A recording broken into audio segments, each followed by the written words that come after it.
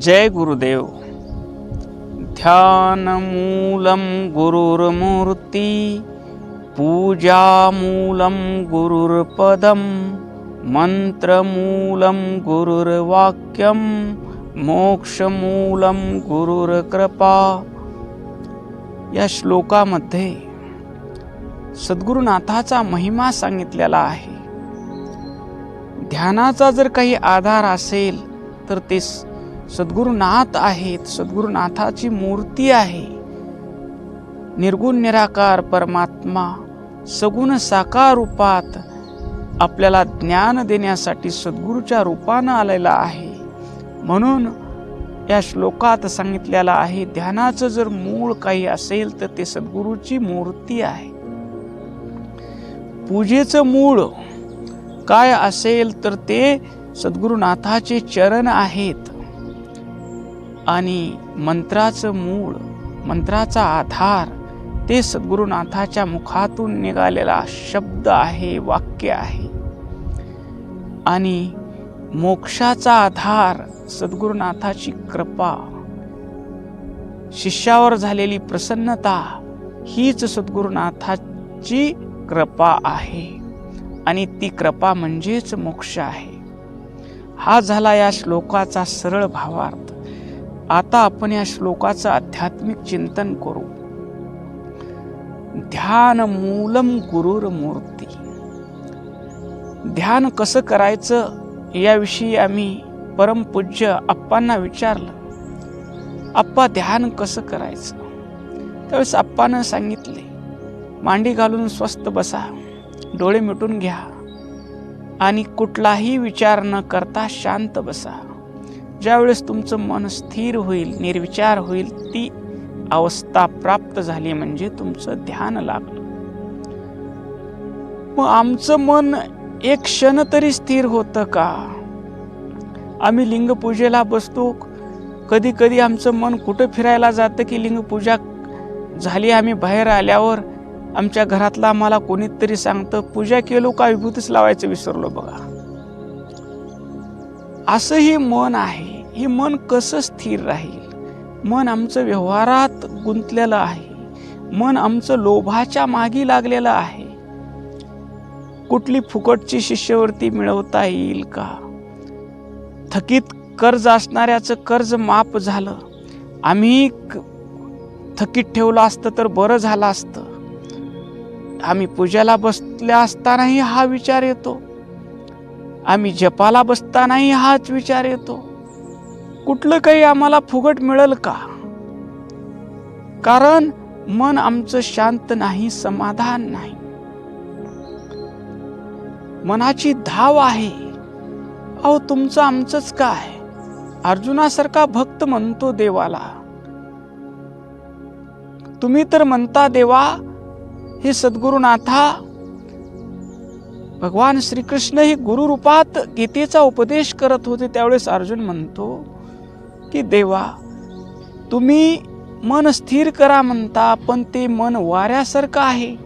ह्या क्षणात इथं आहे तर त्या क्षणात तिथं आहे. अशा मनाला स्थिर कसं करायचं? देवानं सांगितलं, भगवान श्रीकृष्णानं सांगितलं, तू अभ्यास कर. अभ्यास आणि वैराग्य या दोन्ही साधनानं तुझं मन स्थिर होईल. पण सद्गुरु संत युक्ती सांगतात.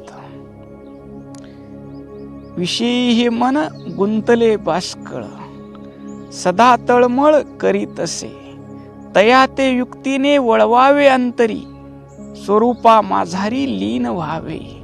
मग ती युक्ती कोणती? आम्ही दुकानावर असू तर मन घरी जातं, घरी असू तर मन दुकानावर जातं. आम्ही पोथी वाचत असू तर मन शेतात जातं, शेतात काम करत असू तर मन पूजेमध्ये जातं. मन ज्या कामात आहोत ते कामात मन राहतच नाही. मग अशा मनाला काय करावं? याला स्थिर कसं करावं? आणि मन स्थिर झाल्याशिवाय ध्यान होत नाही. मग इथं युक्ती सांगितलेली आहे संतांनी. ध्यान मूलम गुरुर मूर्ती. तुम्हाला शांत व्हायचं असेल, तुम्हाला समाधान मिळवायचं असेल, तुम्हाला स्थिर व्हायचं असेल, तर जे स्थिर आहेत, जे शांत आहेत, जे पूर्ण समाधान आहेत, अशा सद्गुरुनाथाची मूर्ती डोळे झाकून बसा आणि ते रूप परमपूज्य गुरु माऊली मठामध्ये झोपाळ्यावर बसलेले आहेत. पवित्र कपाळावर त्रिपुंड लावलेला आहे, भस्म लावलेला आहे, कुंकुम लावलेला आहे, पांढरा शुभ्र शर्ट, पांढरा शुभ्र धोती परिधान केलेली आहे. माऊलीच्या गळ्यामध्ये रुद्राक्षाची माळा आहेत. दंडावर फुलाचा हार बांधलेला आहे. दोन्ही दंडावर, दोन्ही मनगटावर फुलाचा हार बांधलेला आहे. गुरु माऊलीनी चांदीच्या पाट्यावर पाय ठेवलेले आहेत आणि त्या पायाला भस्म लावलेला आहे, कुंकुम लावलेलं आहे आणि तिथं बिल्वपत्र वाहिलेलं आहे.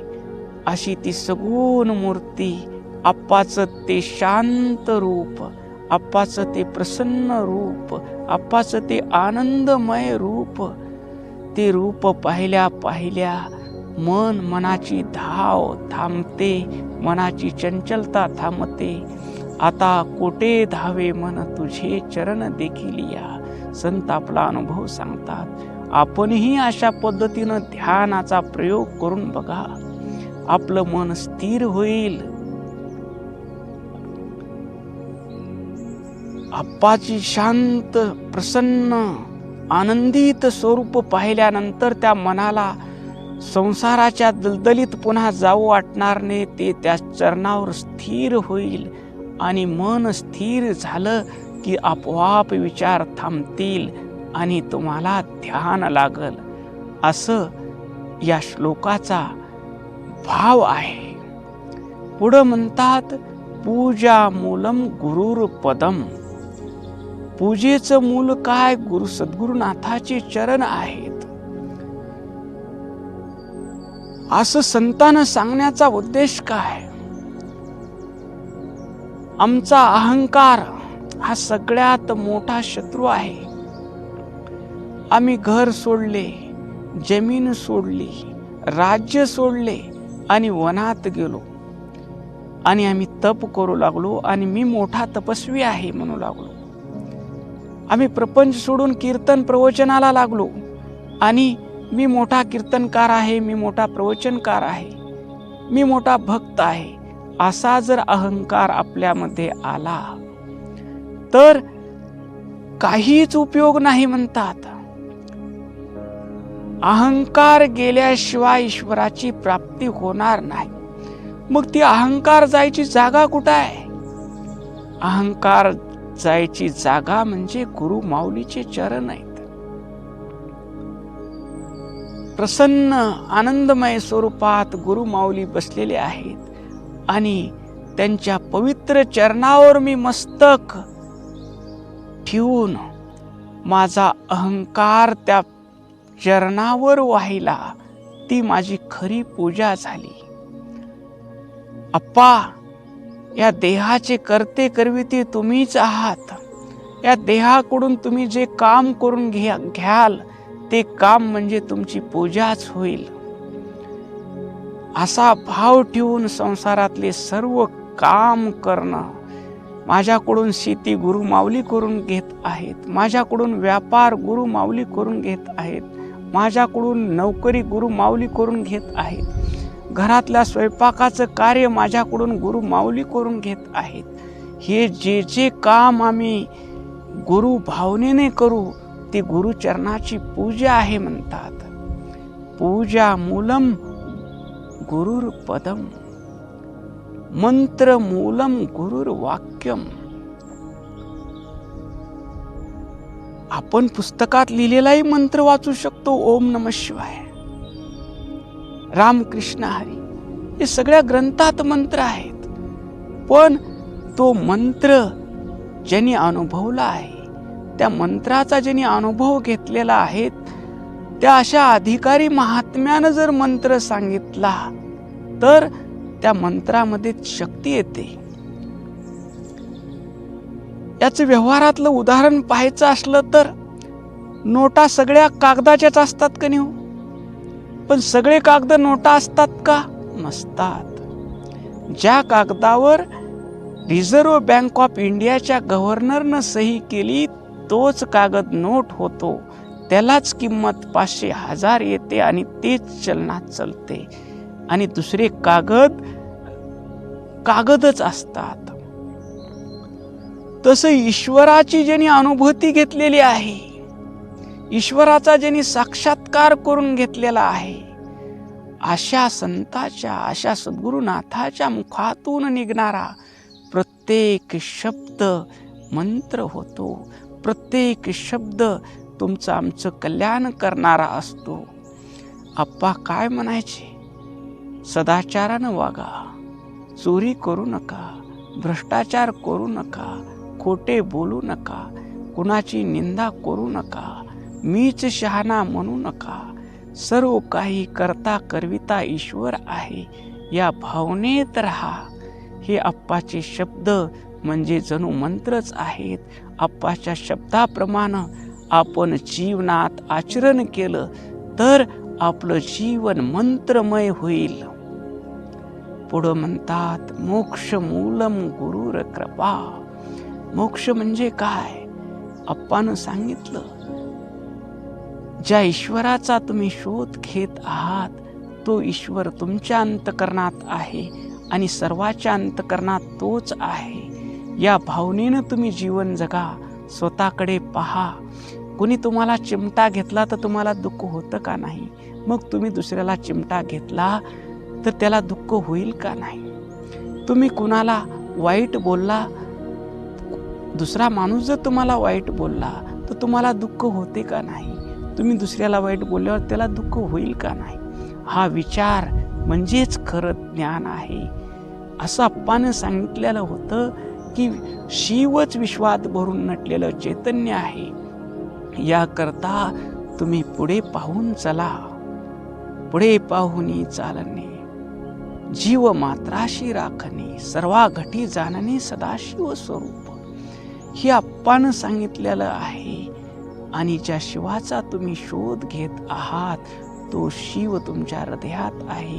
या देहाचा आधार तोच आहे आणि ह्या ब्रह्मांडाचा आधार असलेलं चैतन्य तोच आहे. तू देह नाहीस, तू चैतन्य स्वरूप आत्मा आहेस. या गुरुबोधावर विश्वास ठेवणं आणि त्याच्याप्रमाणे आचरण करणं, असं आचरण झालं आमच्याकडून तर तीच आमच्यावर सद्गुरुनाथाची कृपा आहे असं समजायचं. या श्लोकातून माऊलीने अतिशय सुंदरपणे ध्यान कसं करावं, अखंड पूजा गुरुचरणाची कशी करावी, गुरुच्या प्रत्येक शब्द कसा मंत्रमय आहे आणि गुरुच्या सांगितलेल्या शब्दाप्रमाणे आचरण करणं हेच मुक्ती आहे, हाच मोक्ष आहे, असं या श्लोकाचा भावार्थ आहे. ओम शांती शांती शांती.